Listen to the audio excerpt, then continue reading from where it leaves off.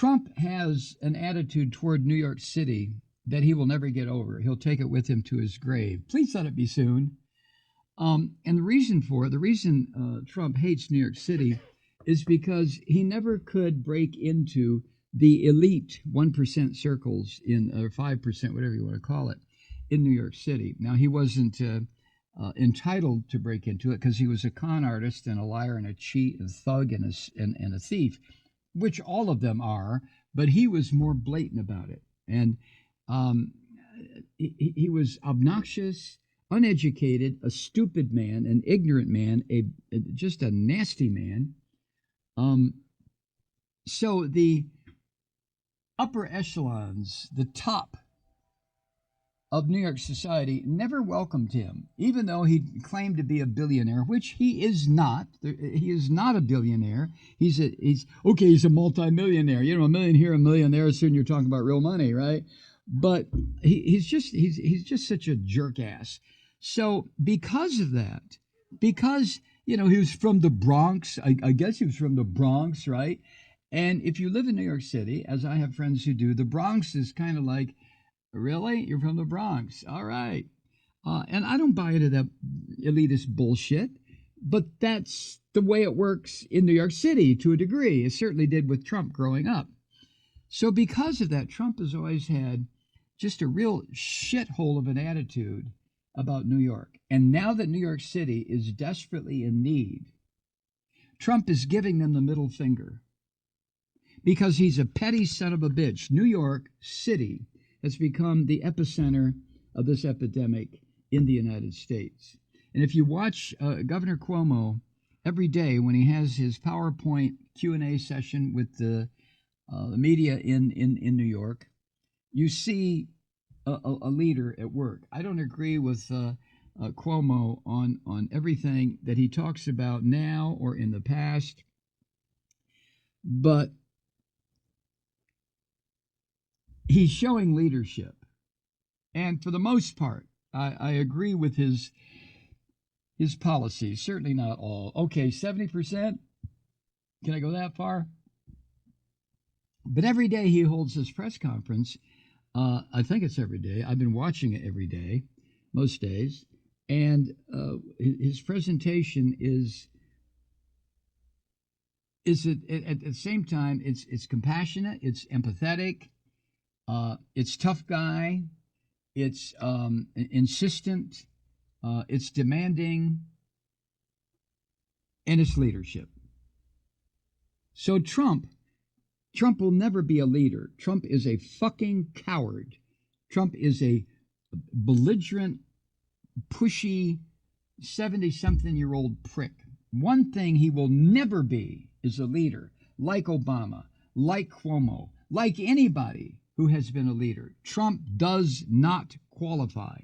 He didn't with the New York upper classes that he felt he was entitled to join, and he never will with the political or social leadership of this country, because Trump is a bum. That's all it is. He's a bum. So he's being a real prick where it concerns New York City. Jennifer Senior, who is a opinion columnist for the New York Times, had a piece in today or yesterday, I believe, and her headline is "Trump to New York, drop dead."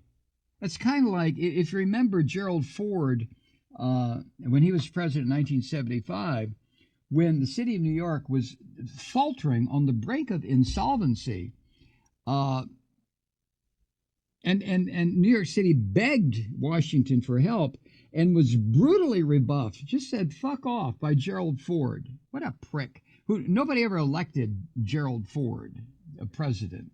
He got there because of Nixon leaving. But anyway, it was a moment that was enshrined in the newspaper, the New York Daily News, and its headline, if you remember this, "Ford to City, drop dead." Bastards. Well, so essentially, it's come to this. This is what Jennifer Senior wrote. Trump is treating each of our 50 states as individual contestants on The Apprentice.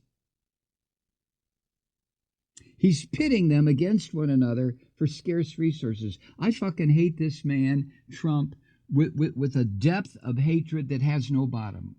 I never felt this. I was too young, but I never felt this way about Hitler. Well, I was a toddler. I never felt this way about Nixon or George W. Bush. I didn't like them. I thought they were murderous pricks. But the hatred that I feel for Trump is just it. I have to not think about it because I don't want to make myself sick over this pig. But anyway, he pits the states against one another for these resources, daring them to duke it out with him, just daring them, rather than mobilizing a unified national response to this pandemic for the whole country. Trump doesn't think that way. He's an ignorant fucker who doesn't. Now, I watched the press briefing today where Trump was standing up there with that pig, Stephen Mnuchin. What a waste of DNA that guy is. I mean, I hate Trump with a depth that scares me, but Mnuchin, what a slob. I mean, just remember he and his wife were holding up flats of $1 bills when he was named Treasury Secretary, and she had this shit-eating grin on her face of, oh, look at us, man, did I fucking luck out. I know he's ugly, and he smells bad, and he's got rotten breath, but fuck, look at me, look what I grabbed. Ah! You know women like that, so do I. No offense to women, I'm just saying. So I don't like Mnuchin, but he gives me a nauseous feeling. But Trump, ugh. Anyway, if the reality is that Trump is pitting all 50 states against each other, which this son of a bitch is, California and New York, he just hates, doesn't he? Huh? And Washington State, what did he call the governor of Washington, Jay Inslee? A snake? This fucking pig Trump calls somebody else a name? That takes balls. And that's all it takes. No brain, no intelligence, no compassion, nothing. Jennifer writes, if that's the case, this is the episode where New York loses in this competition like The Apprentice.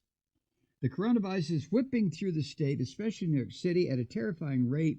We need personnel, ventilators, and personal protection equipment, PPEs, stat, immediately, now. And this fucking Trump could deliver it. Oh, see? Jennifer writes, untold thousands will likely die absent federal intervention. And it needs to happen this instant, federal intervention.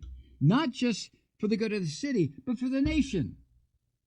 But Trump doesn't think that way. He has a chance now to turn the fucking screw on a city that said to him, you fucking chiseler, you chump fuck. Now it's his turn, right?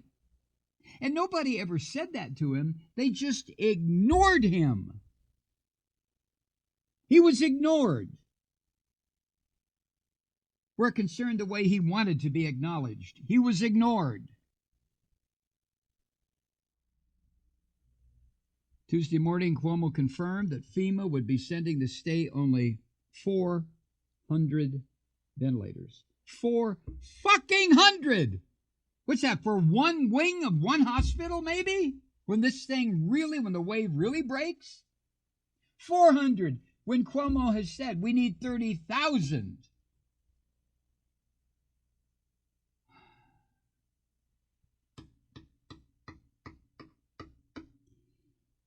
Mike Pence, the little freaky fucking robot that stands behind Trump all the time, later said he'd send New York 4,000 from the stockpile.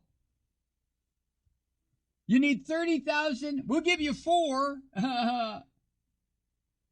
Which is a beginning, but it's not enough. And why are they fucking doling them out like this? Jennifer Sr. says, what is the president waiting for and why is he hoarding? Or let's be charitable and say husbanding his resources. Why is he hoarding his resources? Must the death toll in New York prove so calamitous that Trump needs no further proof? Is he trying to make an example of his former home? Cuomo said, quote, I will take personal responsibility for transporting the 20,000 ventilators anywhere in this country that they want once we are past our apex. Cuomo doesn't want to hoard them. He wants to share. But he's got people dying now, and it's going to get worse. Cuomo added, quote, but don't leave them sitting in a stockpile and say, well, we're going to wait and see how we allocate them across the country. That's not how this works. End quote. And what kind of a fucking lack of logic. This is like New York City is on fire. And Findlay, Ohio has a warehouse on fire. And Columbus, Georgia has a peanut factory on fire. And the President of the United States says, well, we want to see how these fires are going to work out before we send New York City the wherewithal to put out the fucking fire that's raging through Manhattan. That's what this is like.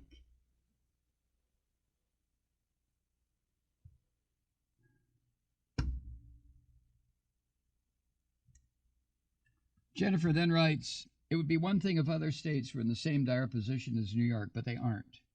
We have 10 times the number of cases in Washington state, 8 times the number in California. New Yorkers are now locked in place, waiting for the wave to come. As of Tuesday night, last night, Dr. Deborah Birx, the coordinator of the White House Task Force, recommends that New Yorkers self-quarantine if they leave the state. Governor Ron DeSantis of Florida is ordering anyone flying in from New York to self-quarantine for 14 days when they land. Trump likes the numbers where they are. You think? Jennifer writes, I have news for him. They won't stay that way. The idea that New York is an exception rather than a harbinger is madness. God, I hate this man. Hi, Truth Seekers. Mike Malloy here. As you know, we've switched formats and are now broadcast exclusively on the Progressive Voices Network. So that means you get fewer program interruptions, no corporate commercials, and lots of profanity. But our format change also means some of our radio listeners no longer hear the program. It's been a while since I mentioned our podcasts, so you may have forgotten that there is a way to listen to this program anytime you need a good dose of screaming. Visit MikeMalloy.com and subscribe to our podcast. You have your choice. You can listen to the ranting with the audio podcast or listen and watch me lose control with a video podcast subscription. As a podcast subscriber, you can download the program to your mobile device and take me with you wherever you go. And if you have a friend who needs a dose of truth-seeking, you can give a gift subscription as well. That's MikeMalloy.com. And never miss a minute of the uncensored fun and frivolity.